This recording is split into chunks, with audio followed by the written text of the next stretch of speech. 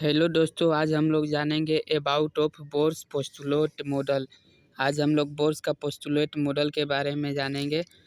जो bourse bourse Niels bourse ने 1913 में नील्स बोर्स ने रदरफोर्ड एटॉमिक मॉडल को ही मॉडिफाई करके बोर्स मॉडल मॉडिफाई किए थे। उनका जो मॉडल है उनके बारे में आज पूरी तरह से जानेंगे। मैंने उनका पूरा पॉइंट लिख चुका है। बोर्स मॉडल के क्या क्या उन्होंने मॉडल्स में कहे थे। पहला हम लोग शुरू करते हैं। इन एन एटम इलेक्ट्रॉन्स मतलब negatively charge revolve around a positively charge nucleus in A definite circular path it is called orbit. पहला उन्होंने सेम टू सेम रदरफोर्ड वाला ही फार्मूला तो अपनाया था। उन्होंने कहा था कि इलेक्ट्रॉन जो है वो प्रोटॉन यानी न्यूक्लियस के चारों ओर डेफिनाइट सर्कुलर पाथ से घूमता है, उसे ऑर्बिट कहते हैं। जिस पथ पे घूमता है उसे ऑर्बिट कहते हैं।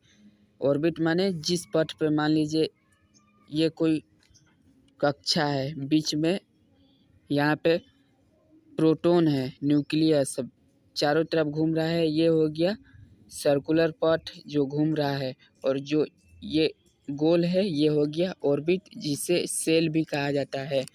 उन्होंने पहला तो सेम टू सेम रदरफोर्ड वाला ही अपनाया था। एवं दूसरा था each orbit has fixed energy.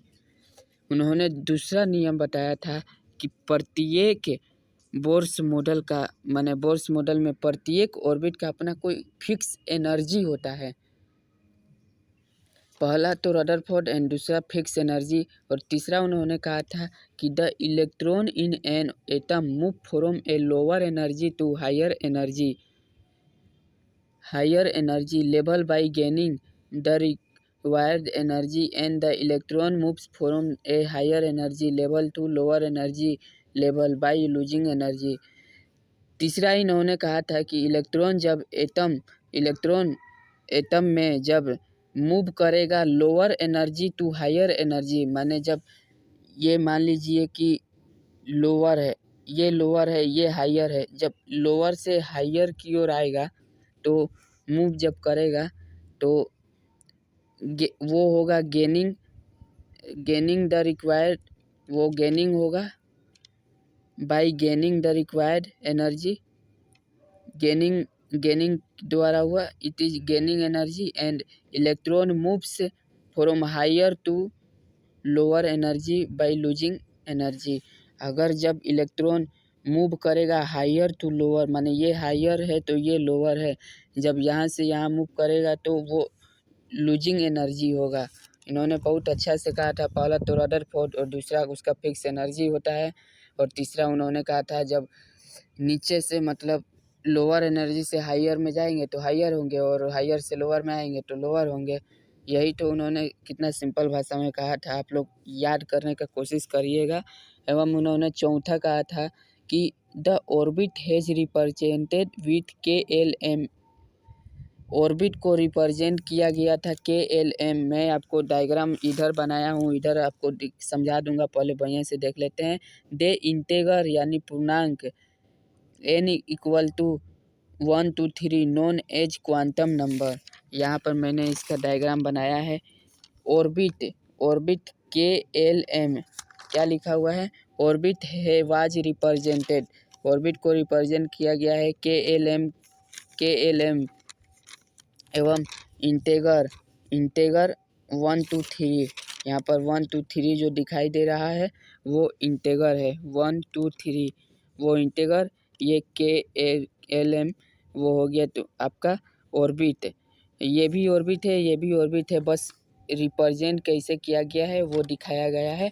Orbit are represented by KLM and his integer 1 2 3 and last है the orbit where the angular momentum the orbit where the angular momentum of the electron is an integral multiple of h by 2 pi is known as stationary और stable orbit। इसमें बताया गया है कि the orbit where angular momentum, orbit जो है यहाँ पे ये ऑर्बिट है, इसका एंगुलर माने इसको पकड़ के चलिए, एंगुलर मोमेंटम का जो इलेक्ट्रॉन है, चारों तरफ तो इलेक्ट्रॉन ही घूम रहा है, तो जो इसका इलेक्ट्रॉन है वो